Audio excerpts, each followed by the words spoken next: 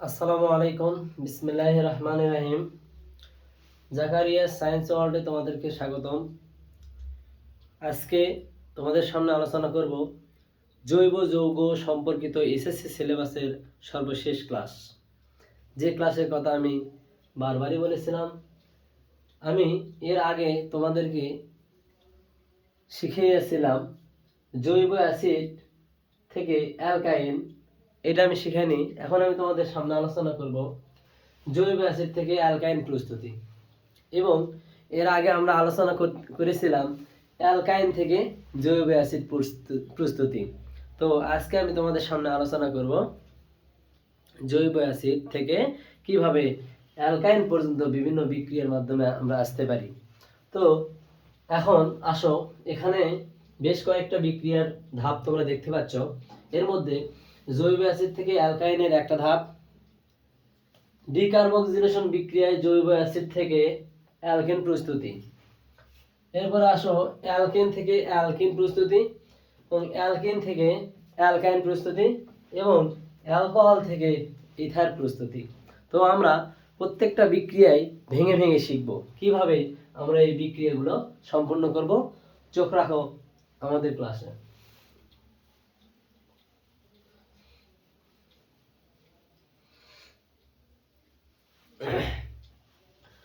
আমাদের প্রথম বিক্রিয়া ছিল জৈব অ্যাসিড থেকে অ্যালডিহাইড কিভাবে প্রস্তুত করব। তাহলে দেখো, জৈব অ্যাসিডের সংকেত হচ্ছে CH3 বন্ড COOH, এটা হচ্ছে জৈব অ্যাসিড। জৈব অ্যাসিডকে আমরা যদি লিথিয়াম অ্যালুমিনা হাইড্রাইড দ্বারা বিজারিত করি, কি করি? বিজারিত করি, তাহলে এখান থেকে একটা অক্সিজেনকে বের করে দিবে। অর্থাৎ এই প্রভাবকের উপস্থিতিতে একটা অক্সিজেন ভ্যানিশ হয়ে যাবে। তাহলে আমাদের যে উৎপন্ন হবে সেটা হবে কি? CH3 বন্ড CH টা সামনে যাবে CHO, এটা হচ্ছে অ্যালডিহাইড অর্থাৎ ইথানল। তাহলে জৈব অ্যাসিড থেকে আমরা কি প্রস্তুত করলাম?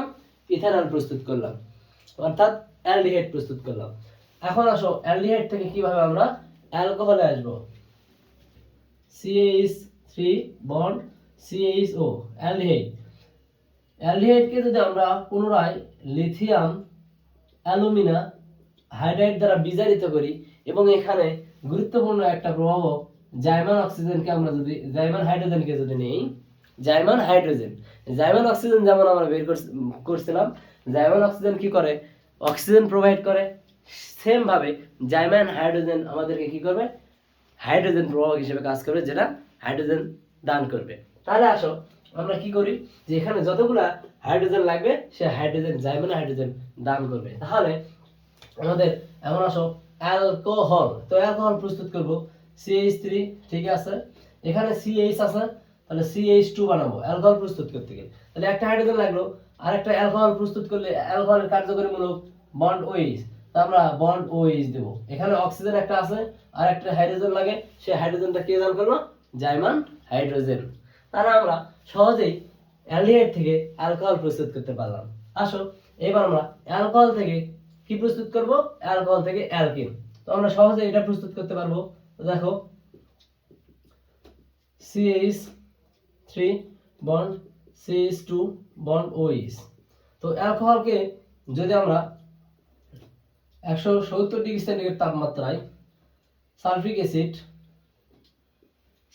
অ্যাসিডের উপস্থিতিতে আমরা বিক্রিয়া ঘটাই, তাহলে আমি বলছি সালফিক অ্যাসিড প্রভাবক হিসেবে কাজ করে, যেটা নিরোধক হিসেবে কাজ করে।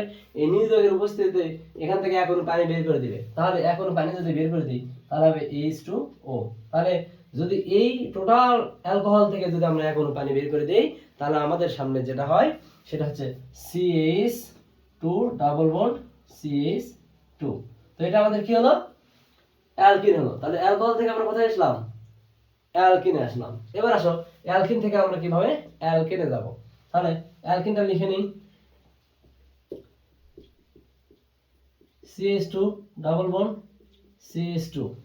তো অ্যালকিনকে আমরা শিখছিলাম যে হাইড্রোজেনের সাথে যদি বিক্রিয়া দেই এবং এখানে নিকেল প্রভাবক ইউজ করি এবং 180 থেকে 200 ডিগ্রি সেন্টিগ্রেড তাপমাত্রা ব্যবহার করি, তাহলে দেখা যায় যে এই দুটো হাইড্রোজেন একটা বন্ধনকে ভাঙবে, অর্থাৎ একটা পাই বন্ধন, একটা সিগমা বন্ধন, একটা হাইড্রোজেন এই কার্বনের সাথে যুক্ত হবে আর একটা হাইড্রোজেন এই কার্বনের সাথে যুক্ত হবে, তাহলে আমাদের প্রয়োজনীয় উৎপাদটা কি হবে CH3 ডাবল বন্ড CH3, তাহলে আমরা অ্যালকেন থেকে অ্যালকেনে আসলাম। ঠিক আছে, তাহলে আমরা অ্যালকেন থেকে আমরা কিভাবে অ্যালকাইনে যাব, অ্যালকেন থেকে আমরা কিভাবে অ্যালকাইনে যাব, তাহলে এর পরের বিক্রিয়াগুলো দেখো। অ্যালকেন থেকে আমরা কিভাবে অ্যালকাইনে, এখানে কয়েকটা বিক্রিয়া দেখতে পাচ্ছ, এখানে বিক্রিয়াগুলো কি লেখা আছে দেখো। তাহলে আমরা অ্যালকেন থেকে অ্যালকিনে আসবো, তাহলে আমরা অ্যালকেন থেকে মূলত কোথায় যাব, অ্যালকেন থেকে অ্যালকাইনে। দেখো অ্যালকেন থেকে অ্যালকাইন প্রস্তুত করছি এরকম, অ্যালকেন থেকে অ্যালকাইন, তাহলে অ্যালকেন থেকে, তাহলে এই যে অ্যালকেন অ্যালকিন, অ্যালকেন থেকে আমরা কোথায় যাব, অ্যালকাইনে যাব। ঠিক আছে, তাহলে অ্যালকেন থেকে অ্যালকেনে যাব, তারপরে অ্যালকেন থেকে আমরা অ্যালকাইনে যাব। ঠিক আছে, তাহলে আসো এখন আমরা কি করব, এখানে আছে অ্যালকেন, কি আছে অ্যালকেন, অ্যালকেনকে আমরা ক্লোরিনের সাথে যদি বিক্রিয়া ঘটাই, তাহলে এই ক্লোরিন এখান থেকে একটা হাইড্রোজেন কে নিবে, নিয়ে CH3 bond CH2 bond Cl, তাহলে অ্যালকাইল অ্যালকাইল হ্যালাইড, অথবা এটাকে বলতে আমরা ইথাইল হ্যালাইড এবং HCl উৎপন্ন অ্যালকাইল হ্যালাইডকে যদি আমরা সোডিয়াম হাইড্রোক্সাইডের সাথে বিক্রিয়া ঘটাই, তাহলে দেখা যায় যে এখানে CH3 CH2, আর এখান থেকে ভাঙে কোথায়, এই জায়গায় ভাঙে, এই জায়গায় ভাঙে, এখান থেকে সোডিয়াম ক্লোরাইড আলাদা হয়ে যায় এবং এই যে OH টা এখানে এসে যুক্ত হয়, তাহলে আমাদের কি হয় CH3 bond CH2 bond OH, তাহলে এটা আমাদের কি হলো অ্যালকোহল। অ্যালকোহলকে যদি আমরা 170 ডিগ্রি সেন্টিগ্রেড তাপমাত্রায় উত্তপ্ত করি সালফিক অ্যাসিডের উপস্থিতিতে, তাহলে আমাদের কি হয় অ্যালকিন হয়। তো আসো আমরা ডিকার্বক্সিলেশন বিক্রিয়া থেকে আমরা কিভাবে জৈব অ্যাসিড প্রস্তুত করা যায় সেটা দেখব। তাহলে ডিকার্বক্সিলেশন বিক্রিয়া থেকে আমরা কিভাবে জৈব অ্যাসিড প্রস্তুত করা যায়, খুবই সিম্পল এবং সহজ বিক্রিয়া, এবং বলেছিলাম ডিকার্বক্সিলেশন বিক্রিয়ার কথার অর্থ হচ্ছে কার্বনের সংখ্যা কমে যাওয়া। তো আমরা এই বিক্রিয়াটাও সুন্দরভাবে দেখি যে ডিকার্বক্সিলেশন বিক্রিয়ার মাধ্যমে আমরা কিভাবে জৈব মানে অ্যালকেন প্রস্তুত করব। তাহলে ডিকার্বক্সিলেশন মূলত জৈব অ্যাসিড থেকে যায় CH3COH, তো এটাকে যদি আমরা জৈব অ্যাসিড, যেহেতু আমরা অ্যালকেন প্রস্তুত করব,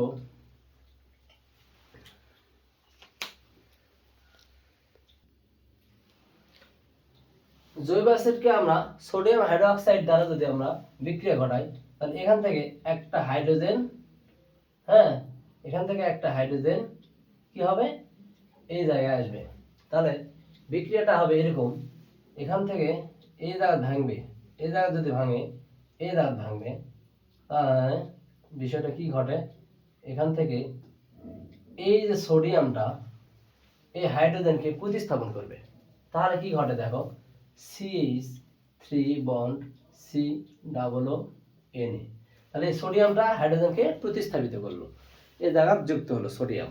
এখন আসো এই যে এখানকার OH আর এখানকার H, এই দুটো মিলে কি হবে এখন পানি গঠন করবে। সোডিয়াম অ্যাসিটেট, সোডিয়াম অ্যাসিটেটকে আবার যদি পুনরায় সোডিয়াম হাইড্রোক্সাইডের সাথে বিক্রিয়া করি CH3 বন্ড COO Na, এটাকে যদি আমরা আবার পুনরায় সোডিয়াম হাইড্রোক্সাইডের সাথে বিক্রিয়া করি, তাহলে এখানে কি ঘটে, এই জায়গা ঘটবে এই হাইড্রোজেন এই জায়গা ভাঙবে এবার, আর এই জায়গার এই সোডিয়াম অ্যাসিডের এই জায়গা ভাঙবে।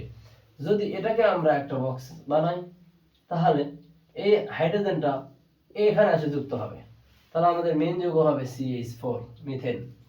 তাহলে ডিকার্বক্সিলেশন বিক্রিয়ার মাধ্যমে আমরা 2 কার্বন থেকে 1 কার্বনে আসলাম, অর্থাৎ ডিকার্বক্সিলেশন কথার অর্থ কার্বন সংখ্যা কমে যাওয়া, কার্বন সংখ্যা কি কমে যাবে।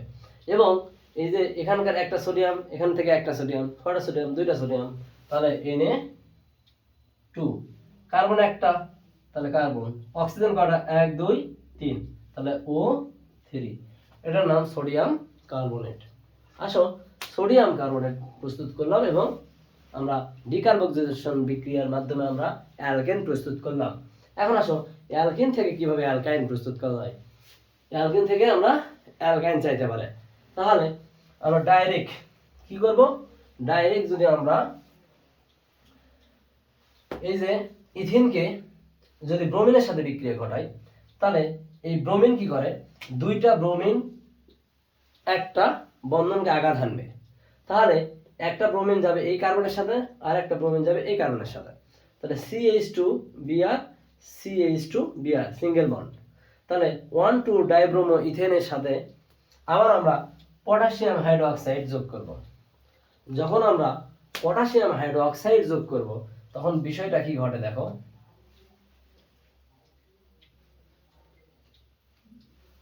পটাশিয়াম হাইড্রোক্সাইড যোগ করলে বিষয়টা কি ঘটবে দেখো, এখানে দুইটা পটাশিয়াম দুইটা OH আছে, তাই না, এবং এখানে একটা ব্রোমিন এখানে একটা ব্রোমিন আছে। তো আমরা এখানে দুইটা OH OH OH এবং এই দুইটা ব্রোমিন পটাশিয়ামের দুইটা পটাশিয়াম দ্বারা দুইটা ব্রোমিন প্রতিস্থাপিত হবে। তাহলে ব্রোমিন, তাহলে একটা পটাশিয়ামের সাথে যদি একটা ব্রোমিন আসে পটাশিয়াম ব্রোমাইড, আর একটা পটাশিয়ামের সাথে আর একটা ব্রোমিন আসে পটাশিয়াম ব্রোমাইড, তাহলে দুইটা পটাশিয়াম আসলো, তাহলে 2KBr 2KBr অর্থাৎ দুই অণু পটাশিয়াম ব্রোমাইড হলো। এবং এখানে দুইটা OH আছে, এই দুইটা OH এখান থেকে আরো দুইটা OH কে কি করবে, অপসারণ করবে। তাহলে H2 দুইটা H, এখান থেকে একটা যাবে এখান থেকে একটা যাবে, তাহলে 2H2, তার মানে কি 1 2 3 4 চারটা হাইড্রোজেন এবং দুইটা অক্সিজেন, তাহলে এই তো ও, তাহলে দুই অণু পানি, যেটা আমরা দুই অণু পানি এখানে লিখছি। এবং যদি আমাদের এখান থেকে একটা ব্রোমিন এখান থেকে একটা ব্রোমিন, দুইটা ব্রোমিন চলে গেল, এখান থেকে পটাশিয়ামও চলে গেল, OH দুইটা এবং এখান থেকে আরো দুইটা হাইড্রোজেন বের হয়ে গেল। যদি আরো দুইটা হাইড্রোজেন বের হয়ে যায় তাহলে কার্বনের হাত ফাঁকা থাকতেছে কয়টা, তিনটা, শুধু একটা হাত পূর্ণ থাকছে, তাহলে CH ট্রিপল বন্ড CH, এটা হলো আমাদের ইথাইন, অর্থাৎ অ্যালকিন থেকে অ্যালকাইন। ঠিক আছে, এখন আসো আমরা কিভাবে অ্যালকোহল থেকে ইথার প্রস্তুত করব। তো আসো আমরা অ্যালকোহল থেকে ইথার প্রস্তুত করব কিভাবে। তো বিষয়টা এরকম, অ্যালকোহল থেকে ইথার, অ্যালকোহল থেকে ইথার খুবই গুরুত্বপূর্ণ বিক্রিয়া, অ্যালকোহল থেকে ইথার। তাহলে CH3 bond CH2 bond OH, অ্যালকোহলকে যদি আমরা H2SO4 সালফিউরিক অ্যাসিডের সাথে 140 ডিগ্রি সেন্টিগ্রেড তাপমাত্রায় বিক্রিয়া ঘটাই, তাহলে দেখা যাবে যে এখানে একটা কথা বলি, দুই অণু অ্যালকোহলকে যদি আমরা বিক্রিয়া ঘটাই, তাহলে আমি বলছিলাম সালফিউরিক অ্যাসিড নিরোধক হিসেবে কাজ করে, এই জায়গা থেকে দুই অণু মানে অ্যালকোহল থেকে এক অণু পানি বের করে দিবে। তাহলে এক অণু পানি বের করে দাও H2O, তাহলে দুইটা যদি হয় তাহলে আমি যদি লিখি এক অণু পানি বের করে দাও এখান থেকে, তাহলে বিষয়টা এরকম হয়, কিভাবে হয় যে CH3 এই যে CH2 এই যে অক্সিজেন একটা দিলাম CH2 CH3 বলে, এটা কিভাবে হলো, এখানে সামনে দুই আছে তার মানে কি এটা ডাবল আছে, তাহলে CH3 CH2 OH, এখন পানি বের করে দেই, OH যোগ OH সমান সমান কি হয়, H2O হয়। কিন্তু দুইটা হাইড্রোজেন গেল কিন্তু অক্সিজেন কয়টা, দুইটা, একটা অক্সিজেন এখানে থাকবে, তাহলে দুইটা অক্সিজেন, একটা পানি থাকে আর একটা অক্সিজেন খালি থাকে, সেই অক্সিজেন মাঝখানে থাকে, তাহলে CH2 আর একটা মাঝখানে অক্সিজেন থাকলো, এখন পানি বের হয়ে যাওয়ার পর, তারপরে যেহেতু ডাবল আছে এই জন্য আবার CH3, তাহলে এটা হলো মিথ ইথাইল, এটাও এ পাশে মিথ ইথাইল, তাহলে ডাই ইথাইল ইথার, এটার কার্যকরীমূলক হচ্ছে না, ইথারের কার্যকরীমূলক। তাহলে আমরা দেখতে পেলাম যে জৈব অ্যাসিড থেকে অ্যালকাইন ডিকার্বক্সিলেশন বিক্রিয়ার মাধ্যমে আমরা অ্যালকেন, অ্যালকিন থেকে অ্যালকাইন এবং অ্যালকেন থেকে অ্যালকিন এবং অ্যালকোহল থেকে ইথার, আমাদের যেভাবেই যে কোনো বিক্রিয়া যেভাবে চাইবে না কেন, আমরা এখন সম্পূর্ণ ধরনের বিক্রিয়া, সবগুলো বিক্রিয়া ধারাবাহিকভাবে এভাবে যদি আমরা লিখতে পারি, তাহলে আশা করি তোমাদের জৈব যৌগের কোনো বিক্রিয়া আর সমস্যা হবে না। এছাড়াও আরও কিছু বিক্রিয়া আছে যেগুলো এগুলোর মধ্যেই পড়ে যায়। তাহলে তোমরা সবগুলো বিক্রিয়া ধারাবাহিকভাবে প্র্যাকটিস করো এবং গাইড থেকে বিভিন্ন ধরনের সমস্যা সমাধান করার চেষ্টা করো। ইনশাল্লাহ আমি আশা করি তোমরা খুব সহজেই এই বিক্রিয়াগুলা ফাইনাল পরীক্ষার জন্য খুব সুন্দরভাবে করতে পারবে। সবার জন্য শুভকামনা। এর পরবর্তী ক্লাস থাকবে অন্য যে কোনো একটা অধ্যায় নিয়ে আসবো তোমাদের সামনে। আমি জাকারিয়া ইসলাম, সবাইকে অসংখ্য ধন্যবাদ। আল্লাহ হাফেজ।